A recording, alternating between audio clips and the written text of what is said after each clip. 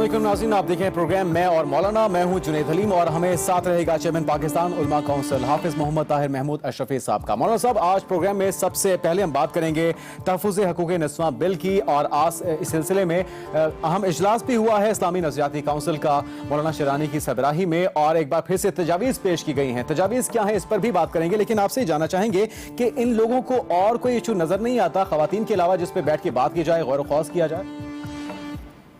बिस्मिल्लाहिर्रहमानिर्रहीम। देखिए, तहफ़्फ़ुज़ हक़ूक़ निस्वां बिल है, उस पे औरतों की बात होगी, लेकिन मैं समझता हूँ कि आज सुबह से जो कुछ सामने आ रही हैं उनकी वजाहत करनी चाहिए नजरियाती काउंसिल को।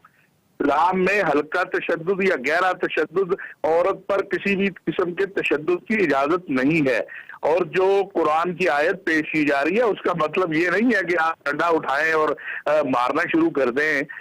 उसके अंदर भी बहुत सारे लोगों ने, बहुत सारे मुफस्सिरीन की राय जो है वो इन हज़रात से मुख्तलिफ है। तो मैं समझता हूँ कि बिला वजह इस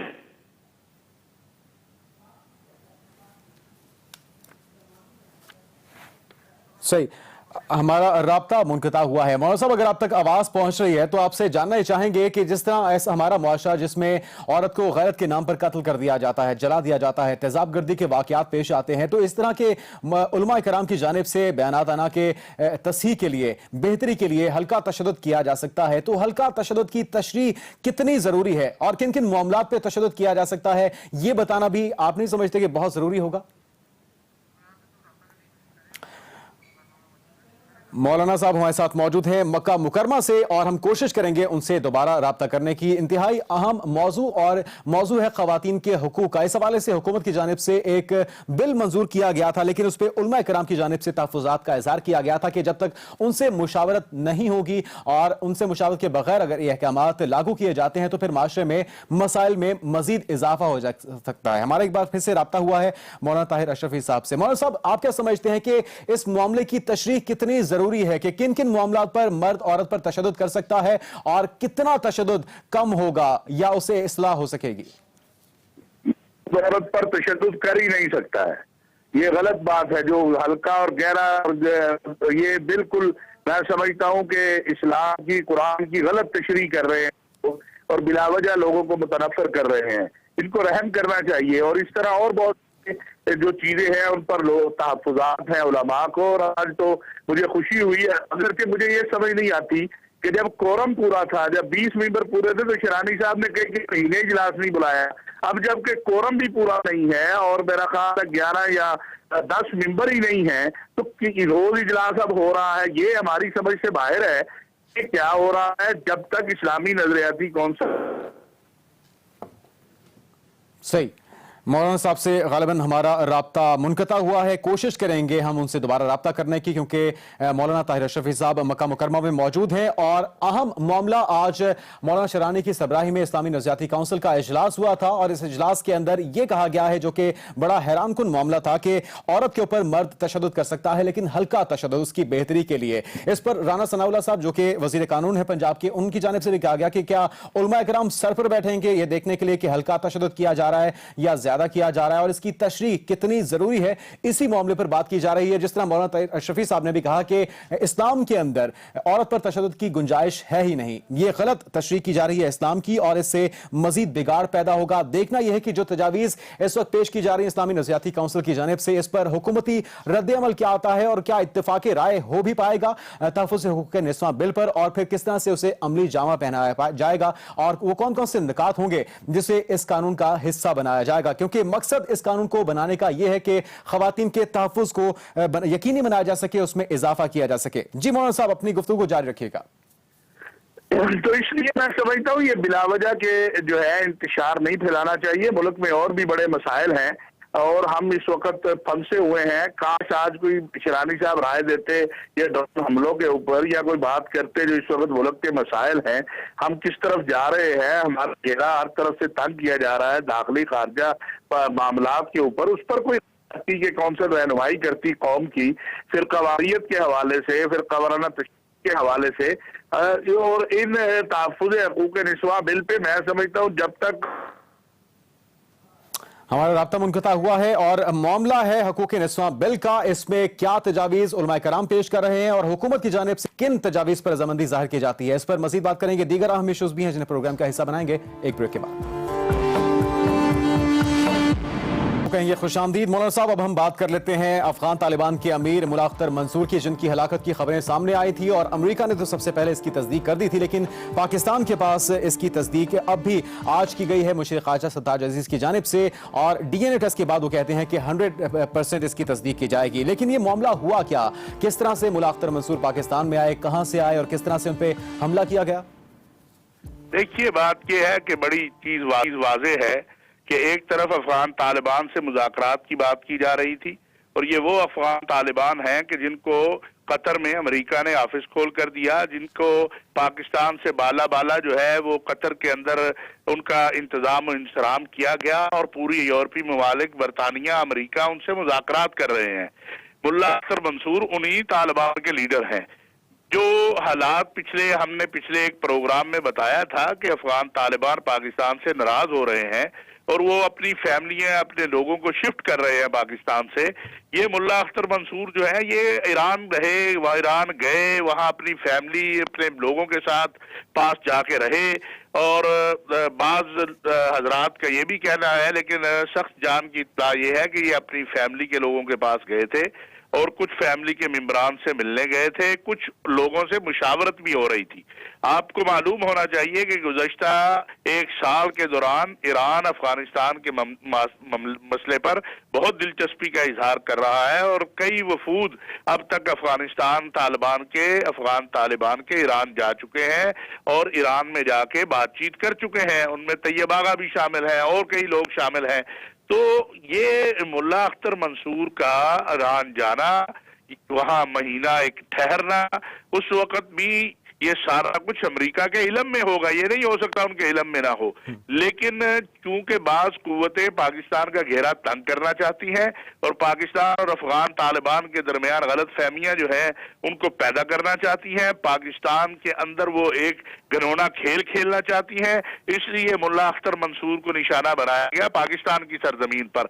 उसे बहरीन में या दुबई में या और अफ्रीकी ममालिक में क्यों निशाना नहीं बनाया गया, ये एक बहुत अहम सवाल है। यही सवाल चौधरी निसार साहब ने भी उठाया मौलाना साहब। हाँ, जो चौधरी निसार साहब ने कल कहा, और मैं समझता हूँ कि चौधरी निसार साहब ने ठीक कहा है, और कल जो आर्मी चीफ ने अमेरिकी सफीर को कहा है वो भी दुरुस्त कहा है, और हुकूमत को चाहिए कि वो अब इस पर खड़ी हो जाए। अगर मुल्ला अख्तर मंसूर मुजरिम था तो वो बाकी दुनिया में जब फिर रहा था तो उस वक्त अमेरिकी कहाँ थे? उस वक्त क्यों नहीं उसको हिट किया गया? एक महीना वो ईरान में रहा, उस वक्त क्यों नहीं हिट किया गया उसे? और फिर आप जब मुज़ाकरात कर रहे होते हैं तो फिर आप ये ऐसी हरकतें नहीं करते। सिर्फ मकसूद ये है कि जो भारतीय एजेंडा है कि पाकिस्तान को अफगान मामले के अंदर जो है अफगान मामले से अलहदा करके कोई हल निकाला जाए, ये सारा उसी तरफ मामला जा रहा है और ले जाने की कोशिश की जा रही है।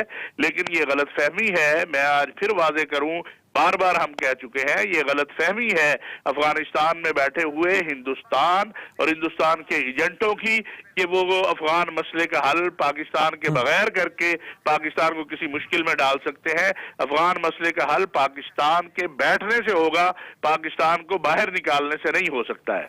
तो मौलाना साहब, जो अमेरिकी सदर की जानिब से भी बयानात दिए जा रहे हैं, एक तो पहले उन्होंने धमकी दे दी कि जहां कहीं भी दुनिया में अमेरिका के लिए खतरा समझा जाएगा वहां पे निशाना बनाया जाएगा, और आज जो उन्होंने गुफ्तगू की कि तालिबान भूल जाएं कि वो कभी दोबारा अफगानिस्तान में हुकूमत कर पाएंगे, तो ये क्या अखज़ करना चाह रहे हैं इस तरह के बयान देके?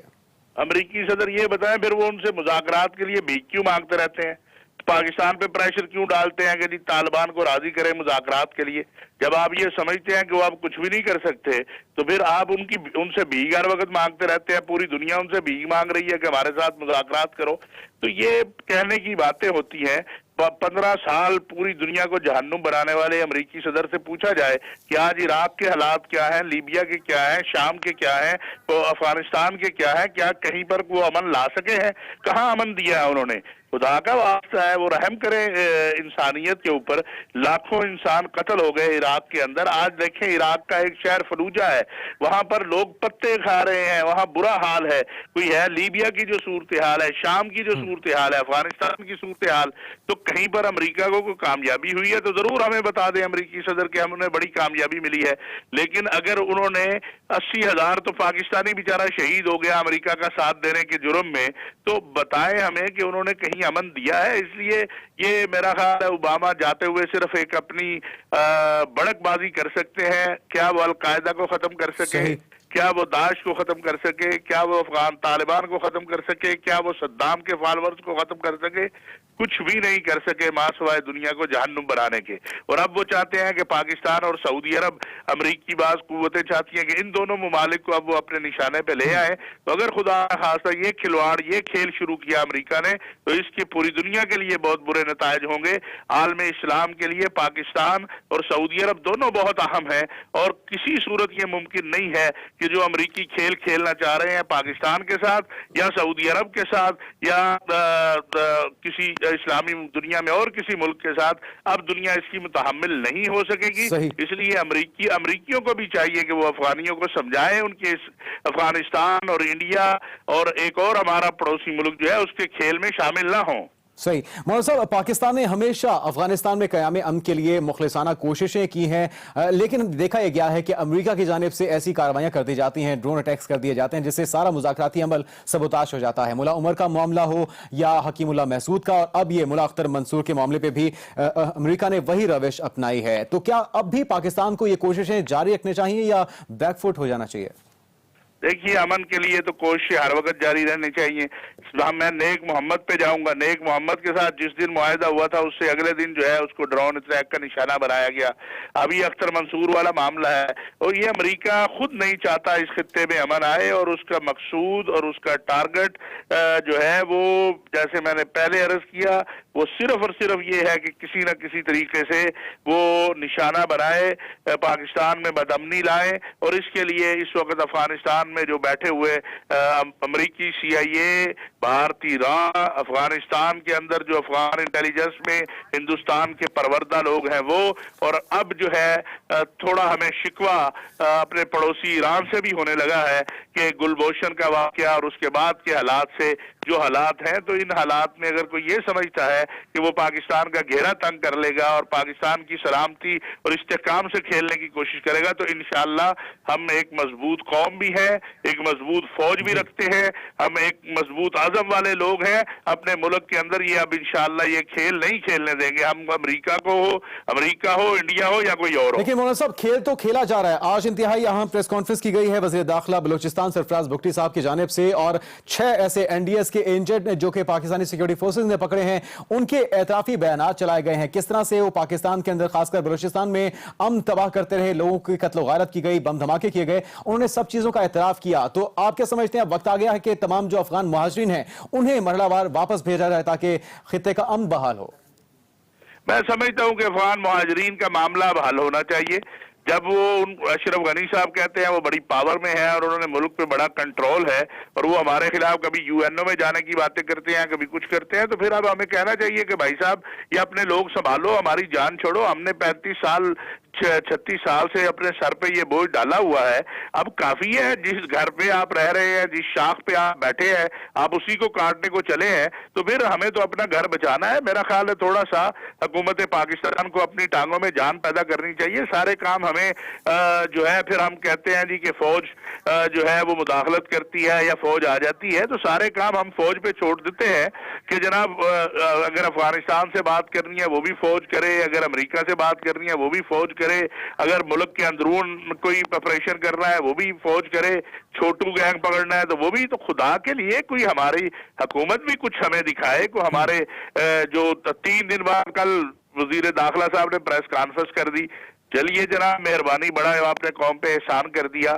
آج سرتاج عزیز صاحب نے بتا دیا, چلیے بڑی مہربانی ہے. میرا خیال ہے کہ میاں نواز شریف صاحب اگر بیمار ہیں تو باقی تو سارے صحت مند ہیں, ان کو تو اپنے فرائض سر انجام دینے چاہیے. لیکن بڑی بدقسمتی کی بات ہے کہ جس انداز سے گلبوشن کے واقعے سے لے کر اب تک ہم دیکھتے ہیں, اس میں بہرحال मासवाए एक दो वज़रा के बाकी सारे ही खामोश नजर आते हैं, और उस खामोशी की मुझे तो वजह समझ नहीं आती। दो ही वजह है, या तो ये है कि वो घबराते हैं किसी और से, या फिर मुमकिन है कि उन्होंने समझा हो पॉलिसी ये है कि अगर इस तरह का कोई एजेंट पकड़ा जाए तो बोलना नहीं है। तो ये भी समझ में आना चाहिए हुकूमत जिस तरह मौलाना साहब आप कह रहे हैं कि कंफ्यूजन का शिकार दिखाई दी है, 4 से 5 रोज तक यही पता नहीं चल पा रहा था कि वली मोहम्मद ही मुल्ला अख्तर मंसूर है या कोई और है, लेकिन आर्मी चीफ की जानिब से, दफ्तर खारजा की जानिब से जो बयान दिया गया था, वो आर्मी चीफ ने तलब किया अमेरिकी सफीर को, और जो पाकिस्तानी कौम का वाज़ेह पैगाम है वो अमेरिका तक पहुंचाया है कि इस तरह के हमले बर्दाश्त नहीं किए जाएंगे, और अमेरिकी ऐसे इकदाम से खित्ते का अमन और इस्तेहकाम मुतासिर हो रहा है। देखिए, बात यह है, वजारत खारजा ने जो कहा होगा, लेकिन आर्मी चीफ का आज का जो बयान है, बहरहाल ये पाकिस्तानी कौम के लिए एक समझ लें हौसले की बात है, लेकिन अब इस हौसले से आगे बढ़ना चाहिए। अमेरिका को बताना चाहिए कि उसकी ये जो डबल पॉलिसी है ये नहीं चलेगी। ये डू मोर के जो नारे हैं ये अब अमेरिका को डू मोर करना है, हमें नहीं करना। हमने आगे बड़ी कुर्बानी दी है, अब मजीद कुर्बानियां हमसे लेने की बजाय हम कुछ कुर्बानी अमेरिका भी दे और मामलात की इस्लाह की कोशिश करें। तो मौलाना साहब, आप क्या समझते हैं, तालिबान का नया सरबराह भी मुकर्रर हो चुका है, मौलवी हैबतुल्लाह को मुकर्रर किया गया है, मुस्तकबिल क्या देख रहे हैं आप? जो जवाब पेश किया गया अमेरिका की जानिब से कि मुज़ाकराती अमल मुल्ला अख्तर मंसूर की वजह से तातुल का शिकार है, अब ये सिलसिला आगे बढ़ पाएगा? मुज़ाकराती अमल तातुल का शिकार हुआ हिंदुस्तानी राह और पाकिस्तान की खुफिया एजेंसी की वजह से, अख्तर मंसूर की वजह से नहीं हुआ। अख्तर मंसूर ने इजाजत दी थी तो अफगान तालिबान टेबल पर आकर बैठे थे। अख्तर मंसूर ने इजाजत दी थी तो मुज़ाकरात शुरू हुए थे। जब आपने अख्तर मंसूर को खुद जो है वो अजाब में डाल दिया, खुद आपने उसे मुतनाज़े बनाने की कोशिश की, खुद वहां अफगान गवर्नमेंट मुख्तलिफ ग्रुप क्रिएट करने की कोशिश करती है तालिबान के अंदर, तो फिर उसके नतीजे में अख्तर मंसूर ने मुज़ाकरात से इनकार नहीं किया बल्कि इंतजार करने का कहा। और अब भी यही सूरत हाल होगी कि कोई भी अफगान तालिबान का लीडर उस वक्त तक टेबल पे नहीं बैठेगा जब तक उसे ये यकीन ना हो जाए कि उसके साथ धोखा नहीं किया जाएगा। और इसके लिए अमेरिका या बरतानिया या इंडिया या ईरान या किसी के पास कुछ नहीं है। इसके लिए अगर कोई किरदार अदा कर सकता है तो वो पाकिस्तान है, सऊदी अरब है, कतर है। ये 3 मुमालिक हैं कि जो एक बार फिर अफगान तालिबान से बात कर सकते हैं, लेकिन इसके लिए वक्त लगेगा। इतनी जल्दी ये मसला जो है वो टेबल पे आने वाला नहीं है। और अगर खुदा न खास्ता कोई और ऐसा ड्रामा करने की कोशिश की गई जो कि हम माजी में देखते आ रहे हैं, तो फिर ये ख्वाब ही रह जाएगा कि कोई मुज़ाकरात की टेबल पर बैठे। तो मौलाना साहब, हमारे बॉर्डर्स को, चाहे वो अफगानिस्तान की तरफ से हो, ईरान की तरफ से हो, कितना जरूरी है इन्हें महफूज बनाना और कोई प्रॉपर मैनेजमेंट का तरीकाकार वज़ा करना जिससे जो दरअंदाजी है उसका सिलसिला रोका जा सके? देखिए, उसके लिए फौज लगी हुई है, अफगानिस्तान में भी लगी है, अफगान बॉर्डर पे भी, यानी अफगान बॉर्डर पे भी लगी हुई है, अफगानियों से भी बात कर रही है, ईरानियों से भी बात कर रही है, इंडियन से भी कर रही है। अब मैंने जैसे कहा, हमारा घेरा तंग करने की कोशिश हो रही है और इसके अंदर कौमी वहदत की जरूरत है। लेकिन आप देख लें हमारी सियासी मजहबी क़यादत का जो हाल है, हमें पनामा लीग्स ही नहीं छोड़ रही और एक दूसरे की टांग खींचना नहीं छोड़ रहा। क्या कौमी क़यादत ने मिल बैठकर सोचा है कि क्या हमारे मुल्क के साथ हो रहा है? गुज़श्ता 3-4 माह के अंदर हम कहाँ पे आगे खड़े हो गए हैं। कुछ लोग असम्बलियों में खड़े होके तनकीद करना बड़ा आसान है, लेकिन क्या अफगानिस्तान के जिहाद अकेला फैसला था? क्यों बुलाया था जुल्फकार अली भुट्टो ने हिकमत यार और अहमद शाह मसूद और इन लोगों को?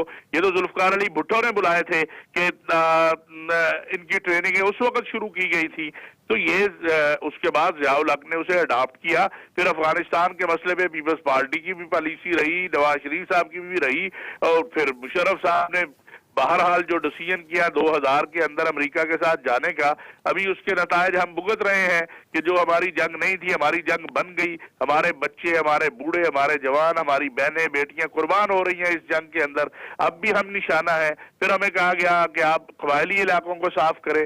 हमने वहां से भी सारी दुनिया का गंद साफ किया, हमने शवाल से भी सारी दुनिया का गंद साफ किया, और हम क्या करें? और लेकिन उसके बावजूद जब हम कहते हैं कि अफगानिस्तान में बैठे वो लोग जो हमारे बच्चों के गले काटते हैं हमारे हवाले किए जाए, तो उस वक्त तो अशरफ गनी साहब भी खामोश हो जाते हैं और आलमी दुनिया भी खामोश हो जाती है। इसलिए पाकिस्तान को अपनी दाखिला खारजा पॉलिसी असर नौ मुरतब करने की जरूरत है और इस तरफ तवज्जो होनी चाहिए। सही। मौलाना साहब, सरताज अजीज साहब ने भी वाज़ेह कर दिया था कि पाकिस्तान का अफगान तालिबान पर असर रसूख होने की वजह यह है कि तालिबान की फैमिलीज यहाँ पाकिस्तान में भी, पाकिस्तानी हिस्से में भी मुकीम हैं। इस वजह से उन्हें मुज़ाकराती टेबल पर लाया जा सकता है, और हमने देखा भी सही कि मरी के अंदर मुज़ाकराती दौर भी हुआ। लेकिन इस तरह के जो इक़दामात हैं अमेरिका की जानिब से खासकर जो किए जाते हैं, इससे कोशिश ये लगती है कि पाकिस्तानी असर को कम किया जा सके तालिबान को। तो आपको लगता है कि कोशिशें कामयाब भी हो पा रही हैं? देखिए, मैंने आपसे पिछले प्रोग्राम में सख्त जान की इत्तला दी थी कि अफगान तालिबान अपनी फैमिलियों को पाकिस्तान से निकाल रहे हैं, और मुल्ला अख्तर मंसूर का ईरान जाना इसी सिलसिले की कड़ी थी। तो अब अगर वो उन्होंने कहा है पाकिस्तान को कि अगर आप हमारी फैमिलियों के मसले पे हमें तंग करते हैं तो हम ले जाते हैं, तो पाकिस्तान को तो पहले ही आप कमजोर विकेट पे खड़ा कर दिया, आपने पहले ही कमजोर कर रहे हैं। और यही एजेंडा है इन सारे ममालिक का जो अफगानिस्तान में बैठ के खेल खेल रहे हैं पाकिस्तान के साथ। लेकिन ये उनकी गलत फहमी है कि वो पाकिस्तान के बगैर अफगानिस्तान में कोई अमन या अफगानिस्तान की सूरत हाल को बेहतर कर सकते हैं। अफगानिस्तान का मसला पाकिस्तान के साथ रिलेटेड है। पाकिस्तानियों ने अफगानिस्तान के लिए जितनी कुर्बानियां दी हैं किसी और ने नहीं दी है, और ना ही कोई अफगानिस्तान के अंदर अमन जो है पाकिस्तान को पसे पुश डाल के ला सकता है। सही। नाज़रीन, का सिलसिला जारी है, दीगर अहम इश्यूज भी हैं, उस पर बात करेंगे एक ब्रेक के बाद। खुशामदीद। और मौलाना साहब, अब हम बात करेंगे पैनामा लीक्स की तहकीकात के लिए। और अब जो टीआरस की कमेटी बनाई गई थी जिसमें 12 अरकान शामिल हैं, 6 हुकूमती और 6 अपोजिशन के, आज दूसरी बैठक हुई है। इब्तिदाई पर तो इत्तेफाक हो गया, लेकिन साथ ही इख्तिलाफात की खबरें भी सामने आ रही हैं। तो आप क्या समझते हैं कि इस कमेटी से निकलेगा कुछ या नहीं, और क्या तमाम जो इसमें अरकान शामिल हैं इत्तेफाक राय कर पाएंगे? देखिए, मैं आपको सख्त जान की इत्तला दे दूं कि ये कमेटी जो है इसमें अगले जो 2-3 दिन हैं आप देखेंगे कि काफी तलखियां आ जाएंगी।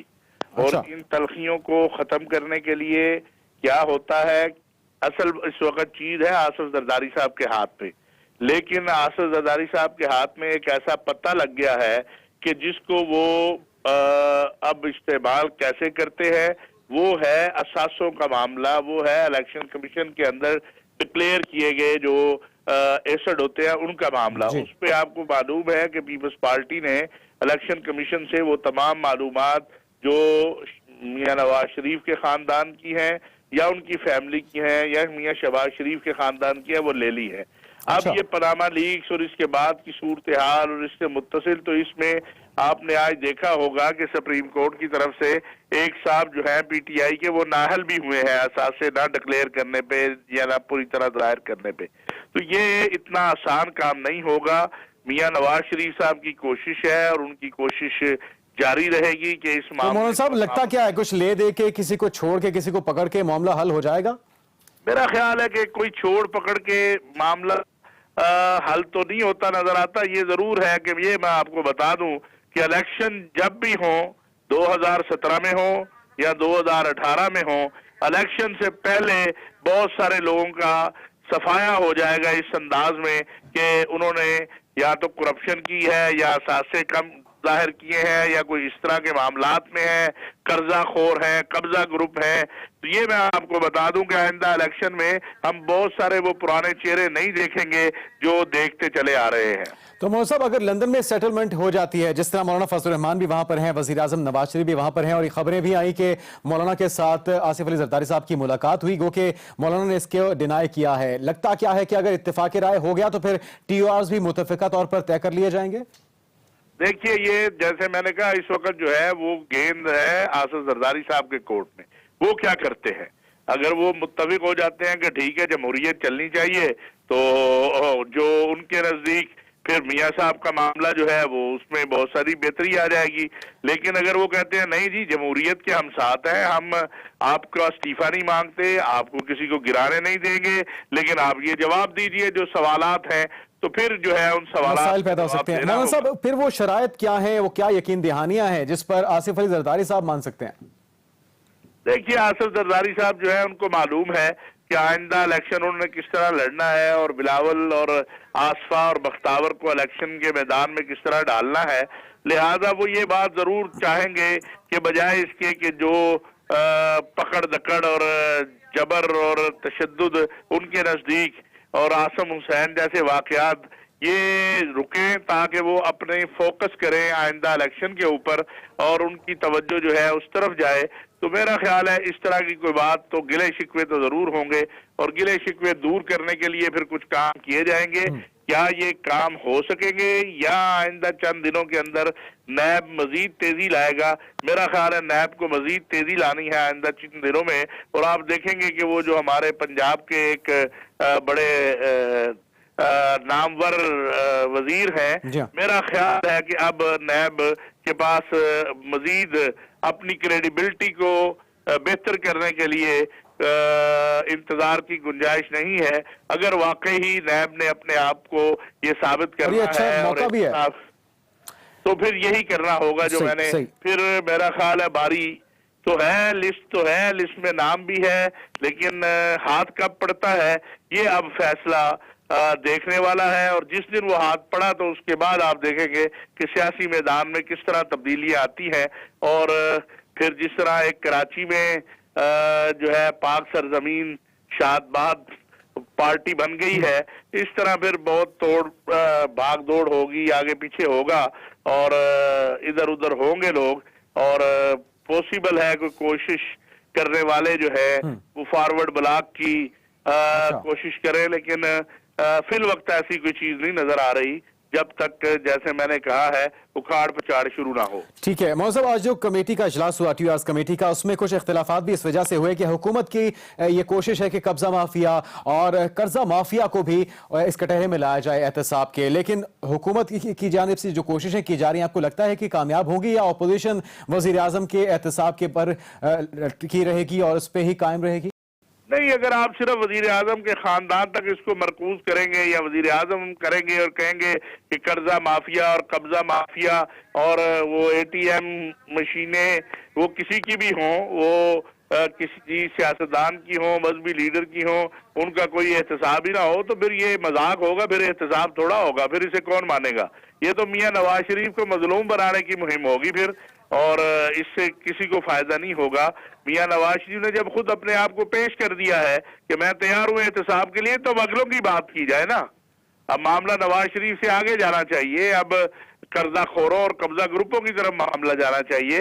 لیکن مولانا صاحب، اپوزیشن کا موقف یہ ہے کہ اگر سبھی کے نام شامل کر دیے تو پھر کسی کا بھی احتساب نہیں ہو پائے گا، اور اگر شروع ہو بھی گیا تو پھر کبھی ختم نہیں ہو پائے گا۔ اسی طرح کی کچھ ریمارکس چیف جسٹس کی جانب سے بھی دیے گئے، تو کیا کہیں گے اس پہ؟ نہیں دیکھیں نا، انہوں نے تو کہا کہ طے کریں آپ کی ترجیحات کیا ہیں اور آپ کن لوگوں کا احتساب چاہتے ہیں، کن لوگوں کے بارے میں۔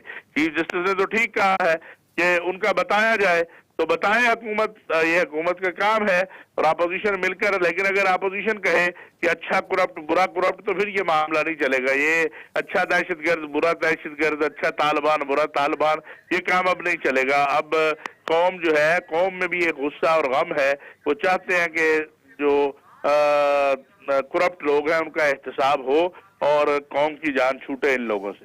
تو مولانا صاحب، اس میں آپ کا کیا خیال ہے کہ اس طرح کے اگر اقدامات کرنے ہیں کہ کون کون اس احتساب کے سلسلے میں لسٹ میں شامل ہوگا، تو پھر ٹی او آر سے پہلے یہ فیصلہ نہیں کر لینا چاہیے؟ نہیں، یہ تو ٹی او آر میں ہی طے ہوگا نا۔ اچھا، پہلے کیسے طے کر سکتے ہیں؟ یہ تو ٹی او آر میں طے ہوگا کن لوگوں کا کرنا ہے کن کا نہیں کرنا۔ لیکن اگر آپ یہ صرف نواز شریف تک رکھیں گے تو یہ پھر ایک مذاق ہوگا، اس کے علاوہ کچھ نہیں ہوگا۔ صحیح، ٹی او آرز کے اندر بھی یہ بات طے کرنی ہوگی کہ کرپشن جس نے بھی کیا ہے، چاہے وہ قبضہ مافیا ہو، منی لانڈرنگ کے لوگ ہوں یا پھر قرضہ مافیا ہو، سب کا احتساب ہونا ضروری ہے۔ دیگر اہم ایشوز پہ بات ہوگی ایک بریک کے بعد۔ ناظرین، بریک کے بعد ایک بار پھر سے آپ کو کہیں گے خوش آمدید۔ ہم بات کر رہے تھے بریک سے پہلے پیناما لیکس کے لیے بننے والی تحقیقاتی کمیٹی کی۔ ٹی او آرز کے لیے کمیٹی تشکیل پا چکی ہے اور آج اس کی دوسری بیٹھک ہوئی، اور اب یہ سلسلہ مزید کچھ دن تک جاری رہے گا تاکہ ٹی او آرز مل بیٹھ کے طے کیے جا سکیں کہ کیا کیا طریقہ کار ہوگا تحقیقات کے لیے۔ مولانا صاحب، جو عمران خان صاحب کی جانب سے دھمکیاں دی جا رہی تھیں کہ وہ سڑکوں پر آ جائیں گے اور جو احتساب کا عمل اگر صحیح طرح سے آگے نہ بڑھا، اب آپ کو کیا لگتا ہے یہ معاملہ ٹل چکا یا اب بھی یہ خطرہ موجود ہے، ایسی نوبت آ سکتی ہے؟ نہیں، ابھی اس طرح سے تو نہیں ہے جس طرح عمران خان صاحب نے ایک موومنٹ چلانے کی کوشش کی تھی، لیکن آپ کو پتا ہے کہ سخت جان نے بہت پہلے بتایا تھا کہ ابھی طاہر القادری صاحب نے بھی اپنا حصہ اس میں ڈالنے کی کوشش کرنی ہے، سراج الحق صاحب بھی آپ کو پتا اپنا ٹرین مارچ لے کے چلے ہوئے ہیں، تو ابھی یہ مومنٹم بنے گا جا کے رمضان کے بعد، اور اگر ٹی او آر میں کسی بات پر جھگڑا ہو گیا، جو کہ کوشش کی جائے گی، بعض لوگ ایسے بیٹھے ہیں اس کمیٹی میں جو نہیں چاہیں گے کہ معاملات جو ہیں وہ اتفاق سے حل ہوں، تو پھر آپ دیکھیں گے کہ رمضان کے بعد جولائی اگست میں مزید شدت آئے گی اور وہ احتساب کا نعرہ مزید تیز ہوگا، اور کچھ پارٹیاں تو ابھی سے 2017 کے الیکشن کی تیاری کر رہی ہیں، لیکن ان کو یہ بھی نظر آ رہا ہے کہ اگر 2017 میں الیکشن ہوتے ہیں تو پھر ایسا نہ ہو کہ مسلم لیگ نواز ہی جو ہے وہ دوبارہ آ جائے، کیونکہ تیاری کسی کی بھی نہیں ہے الیکشن کی۔ صحیح۔ تو مولانا صاحب اگر یہ معاملہ ہوگا کھنچتا چلا گیا تو آپ کیا سمجھتے ہیں کہ اس کا فائدہ کس کو ہو سکتا ہے اور نقصان کس کو؟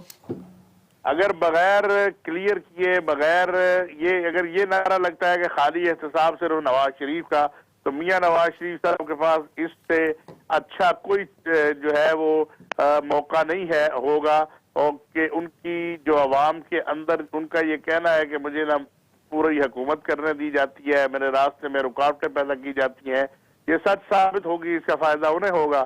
لیکن اگر کہتے ہیں احتساب سب کا اور ابتدا نواز شریف صاحب سے کرتے ہیں اور وہ اس کے اندر آ جاتے ہیں، تو پھر میرا خیال ہے مظلومیت والا عنصر ختم ہو جائے گا۔ اور پیپلز پارٹی، جس طرح آپ نے کہا کہ آصف علی زرداری صاحب کے کورٹ میں اس وقت بال پہنچ چکی ہے، تو پیپلز پارٹی کیا چیز آبزرو کر رہی ہے؟ وہ کس چیز کا انتظار کر رہی ہے کہ اسے کس کا ساتھ دینا ملا؟ جائے گی تو اپوزیشن میں، لیکن پیپلز پارٹی یہ کبھی نہیں چاہے گی کہ ملک کا نظام، جمہوریت، پارلیمنٹ، یہ سارا جو ہے یہ ٹھپ ہو جائے، کیونکہ پیپلز پارٹی کی بقا بہرحال باقی سیاسی جماعتوں کی بقا بھی جمہوریت اور پارلیمنٹ کے ساتھ ہوتی ہے، اور پیپلز پارٹی نے چونکہ اس کے لیے بڑی جدوجہد کی ہے، جدوجہد مسلم لیگ نواز نے بھی کی ہے لیکن پیپلز پارٹی سے کم کی ہے، اس لیے زرداری صاحب کبھی نہیں چاہیں گے کہ جیسی بھی ٹوٹی پھوٹی لنگڑی جمہوریت ہے اس پہ کوئی پریشانی آئے۔ صحیح۔ آخر میں ہم بات کر لیتے ہیں ایران سعودی عرب کے حجاج اور زائرین کے معاملے پر اتفاق کی۔ جس طرح آپ نے کہا تھا کہ معاملہ حساس ہے لیکن یہ معاملہ حل ہو جائے گا، سب سے پہلے اپنے ناظرین کو وہ گفتگو سناتے ہیں، اس کے بعد